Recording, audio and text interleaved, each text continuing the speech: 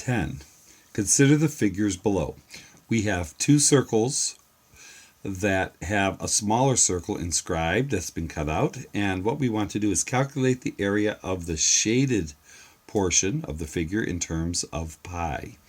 So we have this shaded figure that we're going to try to find out for each one. So it would be like if we got a large circle and then we cut out a small circle.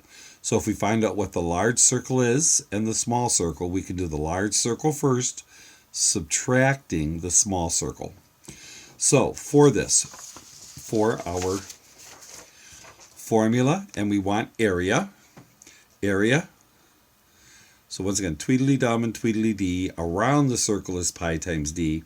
But if the area is declared, then the formula is pi r squared. So we're going to have to do that twice, once for the large circle and once for the small circle. So for the large circle, we can see from the center to the edge of the large circle, it's going to be 14. So we're going to do area equals pi, parentheses for the r and squared, and we're going to put 14 inside there. And then, of course, squared means you write it twice. So whenever you see that small 2, you never write it times 2. It's not a regular 2. It just means write this 2 times. So that means we're going to go ahead and multiply 14 times 14. Okay? So 14 squared is 14 times 14. So 4 times 4 is 16. 4 times 1 is 4, plus 1 is 5. That gives us 56. Then our decimal holder, placeholder. 1 times 4 is 4. 1 times 1 is 1. So we get 6, 9, and 1. 196. So that means area equals pi 196. And this happens to be centimeters. So it would be centimeters squared because it's area. So that's the area of the large. So the large one is 196 centimeters squared times pi. And we just flip that around, 196 pi centimeters squared. Now we have to find the small one. We can see the small one has a radius of 7 inches. So this is for our large one. Area equals pi r squared. Area equals pi, parentheses for the r, and then the squared. And the radius was 7. And we could always put in these centimeters also. So that would mean pi 7 centimeters times 7 centimeters. And when we put that centimeters in there, it helps us to see 7 times 7 is 49. And centimeters times centimeters is centimeters squared. And then we simply turn that around, 49 pi centimeters squared. So we can leave this with the pi. All we have to do is the radius squared. Now, to get our answer, we're going to take the large circle, 196 pi centimeters squared, minus the 49. So we just take that and do 196 pi centimeters squared minus 49 pi centimeters squared. So these are just terms or tags on the end. Whenever we're adding and subtracting, we make sure all of the letters and symbols are the same, and then we just do the numbers.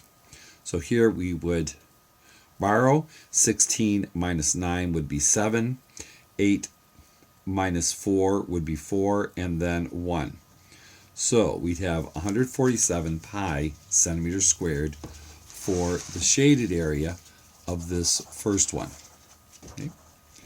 Now, we're going to go ahead and go on to our second one. For our second one, we're going to once again have to find 2. So a equals pi r squared, and then the small one. A equals pi r squared. So students need to know these. Okay.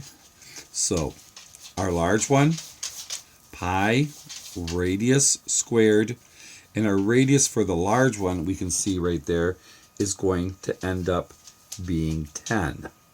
Okay. So we're going to end up putting the 10. And like I said, we can always go ahead if we want and put the centimeters in there. So that equals pi. And we write 10 centimeters twice.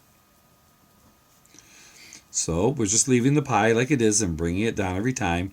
10 times 10 is 100. And that's centimeters times centimeters, which is centimeters written twice, or centimeters squared. So 100 pi centimeters squared. So that's going to be for our large one. Okay. So then for the small one, it doesn't actually tell us what the small one is, but we know the shaded area is 5. And if all the way through here is 10, and that means the shaded area everywhere on here has to be 5. So that means if this is 10, this is 5, this would have to be 5 also. So the radius of the inscribed circle is going to be 5. So area equals pi, parentheses for the r, and squared, and then we're going to put in the 5 centimeters. So pi, and once again, squared means write it twice, written twice.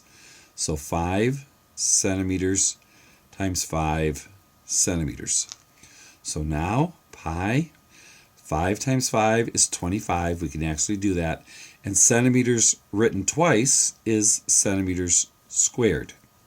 So we always put our number, we call the numerical coefficient first, 25 pi centimeters squared. That's the area of our smaller inscribed circle.